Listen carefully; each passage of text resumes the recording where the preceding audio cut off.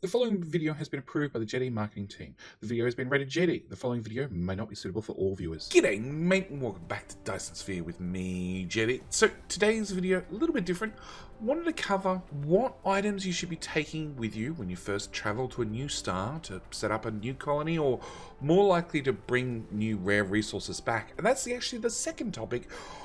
What rare resources you should really be aiming for when you first go off-world, and which ones you should definitely be bringing back, and which ones you should maybe leave to a little bit later. So again, this was suggested by you guys down in the comment section. If you have any other videos that haven't already been covered by the playlist, which is again also down in the comment section in the description below, by all means leave me a comment below. So with that out of the way, first off, let's cover the rare resources. I think that's probably a good place to start. Yes, okay. So as you can see, I have 3 interplanetary stations set up with different rare and non-rare resources, because there are going to be a couple of resources that are not rare, but they're definitely going to be one of the ones you're going to want to find first. So going through our first station, we have oil. You've probably found on your home planet, you've probably tapped every single crude oil node there is. Good news, there's oil on other planets. We'll cover which type of stars in a minute, but oil is definitely going to be high on your list. Another one actually super high on your list is sulfuric acid. Main reason being sulfuric acid is actually costing you a whole bunch of refined oil and stone and water. Water's pretty free, but you know, it is costing you a lot of resources. So if you get sulfuric acid, which you can get off-world and just ship it back directly, that'll really simplify your life. Next one is fire ice. Now, fire ice is a bit hit and miss. Some people on their local gas giant actually have fire ice, other people don't. Some people have deuterium. It depends on your random seed. But yeah, fire ice is again really high on the list. Fire ice will actually help you make graphene directly. Much simpler recipe. Really recommend grabbing that fire ice. Next one's actually hydrogen. You might have noticed early game you need a lot of hydrogen for red science. Mid game, and now you're working your way probably through green science. Well, mid game being your yellow science and your purple science. Hydrogen was more of a nuisance more than anything else, and then when you get to green science, you suddenly find you need a lot of hydrogen. So actually, hydrogen is something you're definitely going to want to start importing, probably from your local gas giant. Next one's deuterium. Deuterium, again, with green science, you find you have a massive need for it. On top of that, you're going to want to start getting deuterium fuel rods for yourself, and when you start warping planet to planet to planet, you're going to start burning through them reasonably quickly. So yeah, I'd really recommend trying to find some deuterium as well. Okay, next, rares. So these are the actual rare resources. Organic crystals. They're at my top of my list, because they require plastic, which requires oil and oil and oil. So also it really simplifies a lot of production lines. Next one is actually the Spiniform Stalagmite crystal. And that one allows you for direct crafting of nanotubes. So again, if we go over to our crafting, we can see nanotubes are currently taking 3 lots of graphene and 1 lot of titanium. If we can get the Spiniform crystals, that means we can just use those directly. Again, saving you a massive amount of hassle out of your oil build. Next one on our list is the Fractal Silicon. The Fractal Silicon is actually a little bit of a hit and miss, but it's probably one that you're going to find is pretty easy to get. Fractal Silicon will let you craft the crystal silicon directly, so it's going to save you a whole bunch of silicon for different production lines you've already got set up. Next one is going to be the optical grating silicon. Now this one's pretty important, but you're going to need a fair bit of it. So you're going to end up using a little bit of the mix of the old recipe and the new recipe, but the fractal silicon goes into both the photon combiner and the cashmere crystals. Again, this one's going to save you titanium crystals, which is going to be your titanium, your rare organic crystals, and the other one is going to save you basically glass, which is stone. So they need prisms, which is glass, and glass is obviously stone, which I can't look at as a rare resource. But yeah, they're going to be your 2 savings with that particular rare resource. Next one's the Kimberlite Ore. Now the Kimberlite Ore, honestly, it's hit and miss. You can use it, you can go grant it, you can go get it or not get it. Kimberlite Ore allows you to craft diamonds directly. As diamonds come from energetic graphite, yep, and that comes from coal. It's really not something you need to worry about too much, because you probably find you're not running low on coal at all. All depends on how much you've burnt to keep your power system alive. If you've gone renewable energy, then maybe you've got heaps of coal.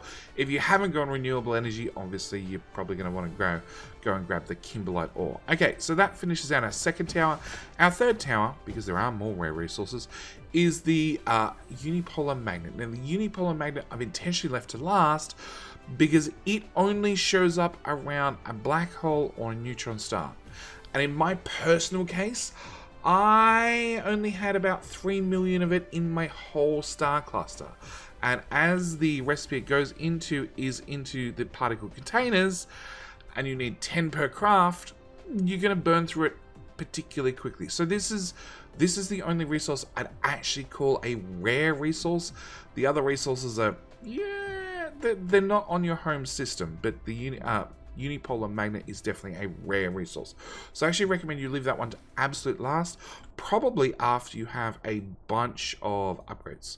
A bunch of the veins utilization, probably up to, this is a repeatable technology, so probably up to about 10 if you want to keep your base going and then play with that sort of stuff. Maybe at least then you're probably only using about 50% of the ore for one product out, which means that you've essentially doubled the amount of products you're going to get out of each one of those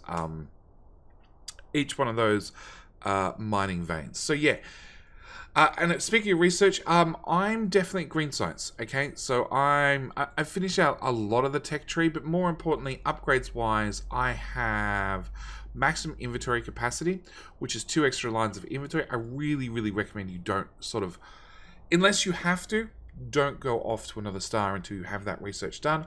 Also, make sure you have warp cores, because flying between planets without warp cores is just embarrassing and slow. So these are the resources we're going to go out and hunt for, and we're going to go through basically how to set these guys up. Now, as for my inventory itself, I've got some iron, I've got some copper, I've got some brick, I've got some steel, I've got gears, I have magnetic coils, I have circuit boards, I have plenty of fuel. That's the number one thing. Make sure you bring plenty of fuel. I've actually gone for the deuterium fuel rods. If you don't have those and you've gone for the hydrogen fuel rods, they only store 40 megajoules compared to these ones at 600 megajoules. I'd recommend you have the deuterium, but if you've only got hydrogen, take the hydrogen. It'll probably get you by. On top of that, I have some logistics vessels. I don't really need those, because the way we're going to actually set up these mining outposts is they basically won't need logistics vessels. I've got some foundation just in case we end up with some items that are close to water or something like that. We can we can fill the water in and then use those. As you can see, I've got a lot of belts, a lot of wind turbines, and a lot of miners, along with a couple of oil extractors and a full stack of water pumps for that sulfuric acid, along with a pile of interstellar logistics stations. And I've got 17 logistics stations. That's potentially enough to set up 17 different planets on potentially 17 different stars. So this should be enough that we can go out and grab everything. And our next job is just to work out where we're going to go. So by all means, look at your home system, look at the stars near you. So I have a neutron star right here, which is going to have fire ice, grating crystal, and unipolar magnets. What else do I have close to me? I have fire ice, kimberlite, fractal silicon, and optical grating. Now, generally your K-type stars will have crude oil, but what I actually really want is I want a lake of sulfuric acid. Perfect. So we want to go to Zelta Doradus, and pick up the crude oil, the sulfuric acid, the organic crystals, and the spiniform crystals as well. They're going to be our easiest ones to go grab first. And Zelta Del 4 something. Okay. Alright, off into space first. Accelerate up, sorry, just outside the planet's gravity well. Okay, and then first thing we're going to do is we're going to go to map view, and I'm going to zoom out far enough so I can sort of see where I want to go. I want to go to the right and down. Okay, so I'm going to aim for a star, bring up map view and go, okay, is that far enough? No, we want to go further. Where is our star? Where is our star? No, it's that one. Okay, so what I can do is I can aim for the star. If I press M, I can then see the star directly in front of me. On top of that, if I press Tab, I can then pin that one so its name always shows up in the night sky. So we want to aim towards that and then obviously activate our warp core. As you can see, I'm going to start burning through energy reasonably quickly. Now, I do have deuterium in my fuel, deuterium fuel rods in my mech, but we're burning the fuel faster than, well, we're burning our energy faster than I can burn the fuel to replace it. So, once we get in nice and close, we're going to drop out of warp speed and we're going to zoom out and see what options we have. So we have a satellite reverse rotation, so the satellite's going anti-clockwise rather than clockwise. This has our crude oil, our organic crystals, and our spiniform. And then this planet has our sulfuric acid. So we want to go colonize both of those. The ice giant has fire acid hydrogen. Now, I didn't bring any of the orbital collectors with me because really I recommend for your first trip out, take miners, take power, take those sorts of things, and then make a second trip later on, and then go out and then go colonize as many gas giants as you want, okay? Do a bit of an explore first time around, write down the names of the stars, write down the gas giants, what they have on them, and then go make a second trip out. Okay, so first thing we want to do is we're going to go to this planet, and yeah, I'm still burning fuel awfully quickly. And we're just going to hit this planet any way, shape, or form. Okay, we're going to turn on Icarus's light, obviously, and go out to map view. And I want to look for, this only has sulfuric acid, so I want to find the biggest lake I possibly can, which is directly to my right, I believe. Oh no, we've got a decent one right here. It's nice and close. Okay, I want to put down these guys, as many as I can fit. There. One of your production. Yeah, shush. There. Yeah, actually running these down the planet. Which way's the North Pole? Yes, so running these north to south means you can put them right beside one another. Now, sulfuric acid, if you set up one planet and you can manage to get 10 pumps on there, you'll never have to worry about sulfuric acid again. So we're just going to try and get as many of these down as possible.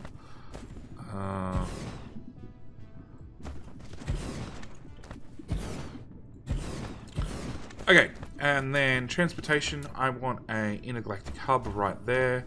We've got 10 of these. I want to have, you know, a couple at a time. Alright, so after we've got all our belts done, obviously we're going to need power. Because sulfuric acid or water pumps are very hard to get to with a wind turbine, I'm just going to power them up with a normal power pole.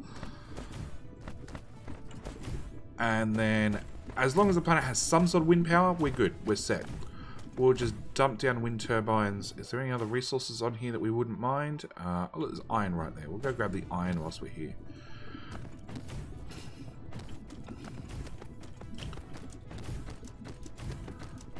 That's power to that iron patch. There's titanium over there as well.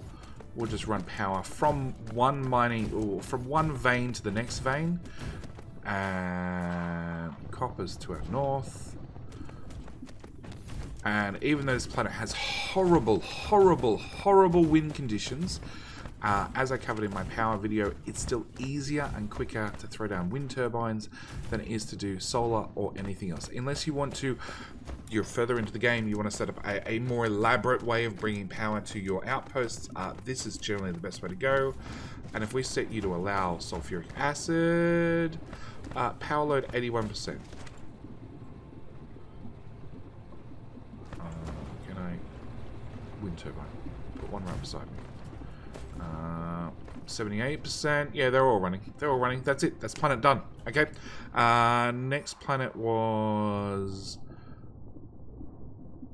that one in a reverse rotation. Okay.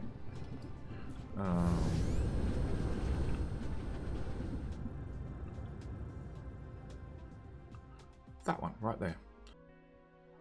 So again, we're going to make planetfall. very first thing we're going to do is going to look at the resources here. So we've got organic crystal, spiniform, and crude oil. And we just want to find organic crystal. And there is 1.9 million. So that's the whole patch right there. And then spiniform is 2.063. That's that whole patch right there. And then crude oil is all over the place. We are conveniently right between the two, so we're just going to throw down our transportation hub. And you might notice I'm using unpowered ones. I will link down in the description how to set up the unpowered logistics stations and why they work the way they do. So we're going to add miner. You don't have to. The only thing you're aiming for when it comes to these miners is trying to cover every single vein. You don't want to leave any veins left. We'll just fill that in real quick and get a miner in there as well. Same story. Where are you going to? Where is that? That's over that direction. Plug all these together as quickly as possible. It's because these are mining outposts. Tidy goes out the window. Doesn't matter what they look like because you're only going to visit these potentially once. Like maybe you'll come back to each of these planets and tap more resources like iron, copper, and any other resources they might have on them. But generally, I only come to these planets just once. And then we just need to run this belt from here to there. At the same time, whilst we're here, we'll grab this oil. And we're just going to connect our wind turbines together to power everything up. Put you nice and close to the oil so it definitely gets some power.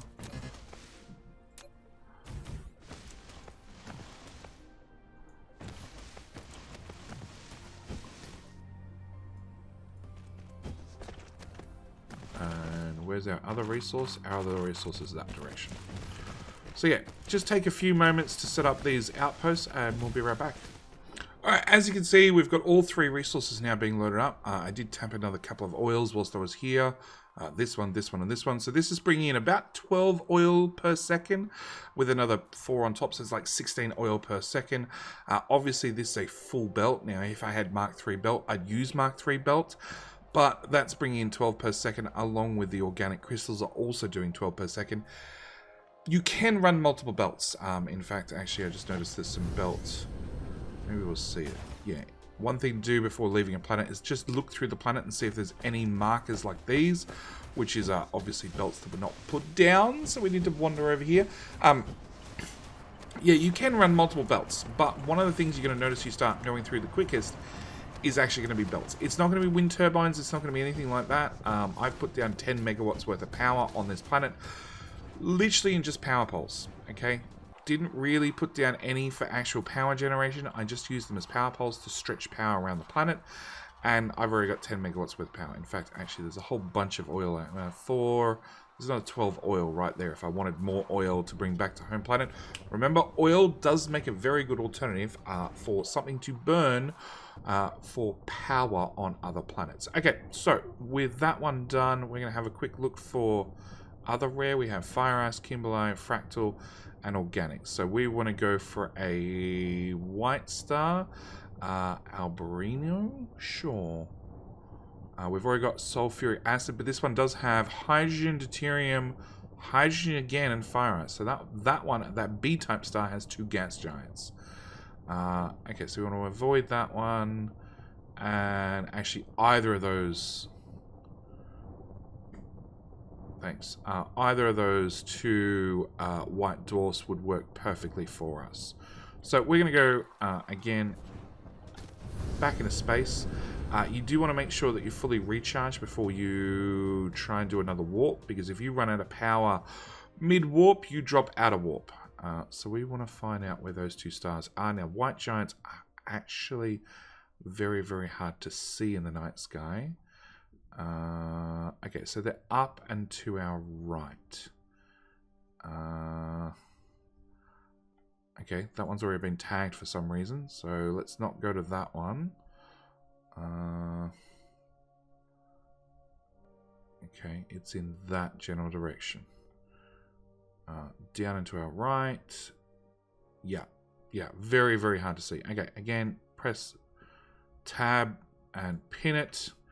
And we're going to go over and colonize that one now. So again, drop out of warp, and we can see, well, we've only got one option. So that's definitely where we're going to go, which is right there. As always, a graceful superhero landing, and we can see optical grating crystals, plenty of titanium, like a lot of titanium. We want fire ice here as well. So there's fire ice, there's Kimberlite, Optical, and Fractal Silicon. Fractal Silicon. Okay. So if I was to tap this patch first.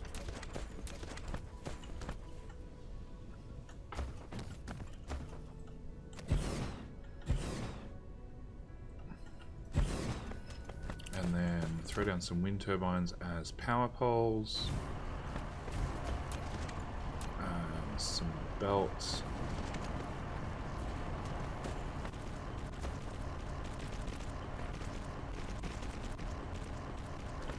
And we want to go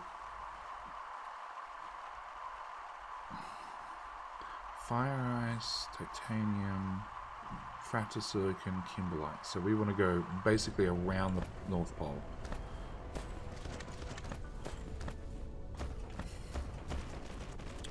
Take my power poles with me. As you can see, they've already gone blue, so we're already producing enough power to keep those miners active. Yeah, power is definitely not a thing when outposting. As long as all of these connect up, we'll have more than enough power to do whatever it is that we want to do.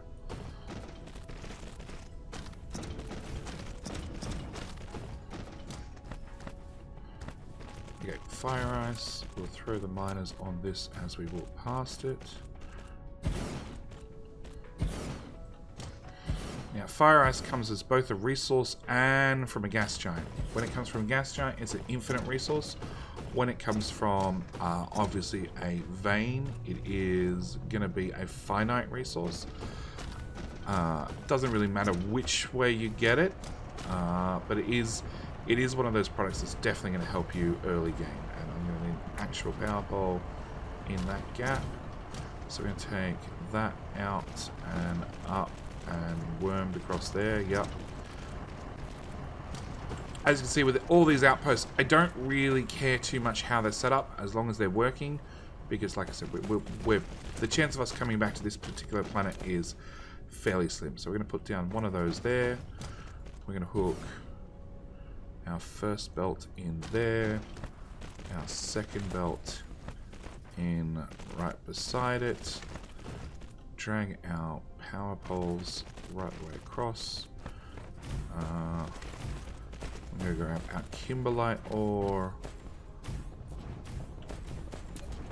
and then I think the only other one we need to go get is the Unipolar Magnets. Alright, we want to go there, there, there. Yeah, we've got plenty of power. We'll grab the Fractal Silicon. Oh, you're not connected to the end of the network. There we go, fixed. We'll grab the Fractal Silicon again. Not that we probably need it, but setting up multiple patches means even if the belts are only doing 12 per second, if you've got 12 per second over multiple planets, that adds up. It really does add up. So, no, we missed a couple of belts. Cool. So we should have fire ice. We should have fractal silicon. We should have, what was the other one? Optical grating crystal. Yes, yes, and Kimberlite Ore. That's the other one. That one. Okay. No. Resort the inventory. Okay, so as you can see, I've still got plenty of stuff in my inventory. We've got. Hang on, have we got all the? No, just Unipolar Magnets. That's the only one that we haven't gone and picked up. We've got acid. We've got oil. We now have fire ice. Deuterium and hydrogen both come from gas giants. That's as I said. That I really recommend that for a second trip. The Spiniform we've already got as well. Fractal Silicon we've now got. The Grating crystals we've got. Kimberlite Ore we've got. So we need to go get Unipolar Magnets, which means we are going to have to travel to a neutron star, which is conveniently right there. So we'll go line up for our neutron star, which is that one, I believe, actually.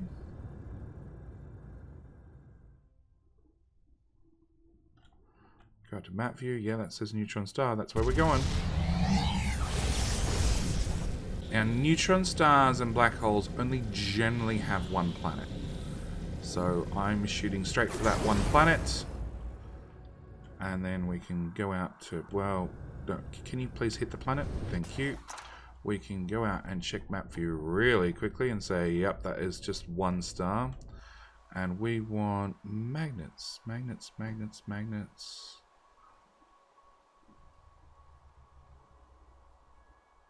There it is. Yeah, 411. Not a lot.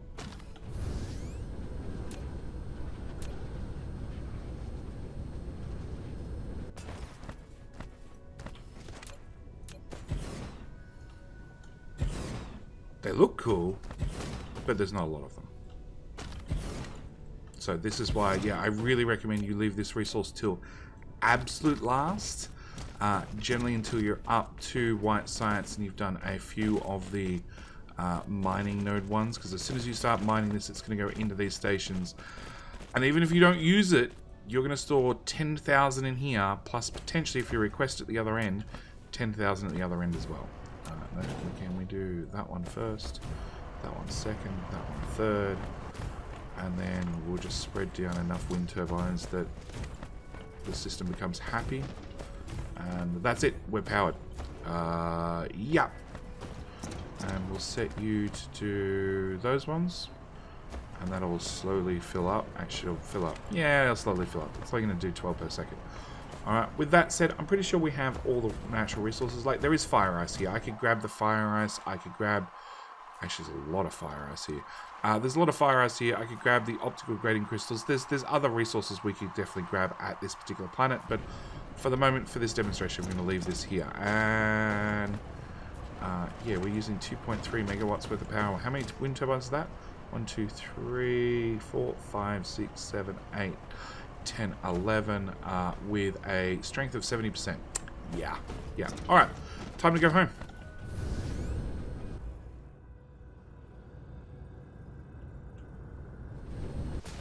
Yep, another superhero landing straight onto my face, and we'll go over to those ports that we set up earlier.